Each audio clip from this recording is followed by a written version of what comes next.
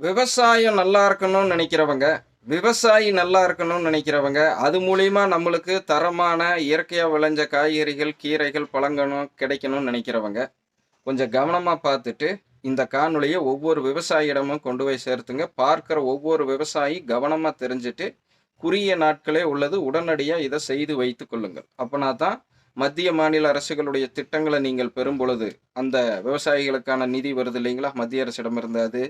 இன்னும் தமிழக அரசு வழங்கக்கூடிய பல்வேறு விஷயங்கள், பயிர் காப்பீடு, இன்னும் பார்த்தீங்க அப்படின்னா, உங்களுக்கு ஏதாவது புதிய திட்டங்கள் வந்தாலும், இந்த சொல்லக்கூடிய விஷயம் மூலம் நீங்க பலன் பெற போறீங்க. அதாவது என்னன்னு கேட்டீங்கன்னா, முந்தைய 2 பதிவிலேயே போட்டிருக்கேன். இருந்தாலும் இங்கேயும் இது எல்லாத்தையும் தொகுத்து ஒண்ணா வைக்கிறேன். கவனமா பாருங்க. ஒவ்வொரு விவசாயியும் விவசாயிகளுக்கான அடையாள அட்டை அப்படின்னு சொல்லி வாங்கிக்கணும்னு சொல்றாங்க. எங்க அப்படின்னு கேட்டீங்கன்னா, இணையதள முகவரி இப்ப நான் இங்க குடுத்துர்றேன். கமெண்ட் செக்ஷன்ல இருக்கு. நம்மளுடைய ட்விட்டர் பக்கத்திலே இருக்கு.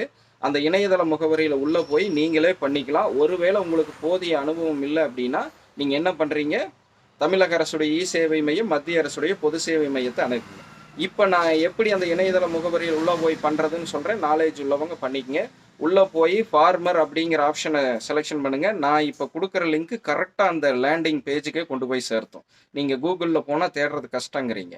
ஸோ ஃபார்மரை செலெக்ஷன் பண்ணி அங்கே மொபைல் நம்பர் கொடுத்து ஓடிபி கொடுத்து உள்ளே போயிருங்க. அதுக்கப்புறம் உங்களுடைய ஆதார் எண் கேட்கும். ஆதார் எண்ணை நீங்கள் கொடுக்கணும். ஆதார் எண்ணோட மொபைல் நம்பர் இணைஞ்சிருக்கணும். அதுக்கப்புறம் பார்த்தீங்கன்னா பட்டா இருக்கணும். அதுக்கப்புறம் பார்த்தீங்கன்னா அந்த புல எண்ணு சொல்கிறாங்க இல்லைங்களா, சர்வே நம்பர் வேணும். அதோடைய உட்பிரிவு வேணும். இது எல்லாத்தையும் வச்சுக்கணும். ஒரு பாஸ்போர்ட் சைஸ் ஃபோட்டோ வேணும். அப்ளை பண்ணீங்க அப்படின்னா இது உங்களுக்கு கிடைக்கும். இது பட்டால, அதாவது சிங்கிள் பட்டாவாக இருக்கிறது. கூட்டு பட்டாவாக இருக்கிறதுக்கு என்னங்கிறதையும் சொல்கிறேன், நோட் பண்ணிக்கங்க.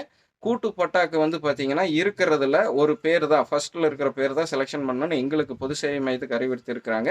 நீங்க இதை கூட்டு பட்டாவா இருக்கும் பட்சத்தில் தனியா பண்ணாதீங்க. ஒருவேளை பண்றதா இருந்தாலும் இந்த தகவலை தெரிஞ்சுக்கங்க. ஸோ அந்த ஒரு நம்பர், அதாவது ஒரு பேரை கொடுத்துட்டு மீதி இருக்கிற 2 பேர்த்துக்கிட்ட அனுமதி கடிதம் வாங்கிக்கணும் கூட்டு பட்டாக்கு. அதை நீங்க பதிவு பண்ணி முடிச்சுட்டு கிராம நிர்வாக அலுவலரை தொடர்பு கொள்ளணும். அதுக்கப்புறம் ஏஏஓ அக்ரிகல்ச்சர் ஆஃபீஸரை நீங்க தொடர்பு கொள்ளணும்.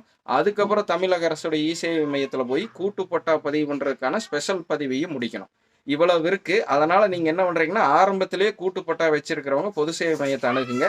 அவங்களும் பொழைக்கட்டும், உங்களுக்கும் பிரச்சனை இல்லாம இருக்கட்டும். சரிங்களா? அடுத்து இன்னொரு விஷயம் என்னன்னு கேட்டீங்கன்னா, தமிழகம் முழுவதும் அங்கீகரிக்கப்பட்ட நீர்நிலைகள்ல வண்டல் மண் எடுக்கிறதுக்கு அரசு அனுமதி வழங்கியிருக்குங்க. இதை பயன்படுத்தி ஒவ்வொரு விவசாயியும் தங்களுடைய நிலத்தை பார்த்தீங்கன்னா நல்லா பண்ணிக்கங்க. அதாவது வளமுள்ளதா மாத்திக்கங்க. இலவசமா இருக்குது. ஸோ தவறாம உங்களுடைய கிராம நிர்வாக அதிகாரி அணுகுனீங்கன்னா இதுக்கும் தகவல் தருவாங்க. எந்தெந்த குளம், ஏரி, குட்டை இதுல எல்லாம் எடுக்கலான்னு உடனடியாக எடுத்துக்கொண்டாந்து உங்களுடைய மண்ணை தரம் பண்ணிக்கங்க.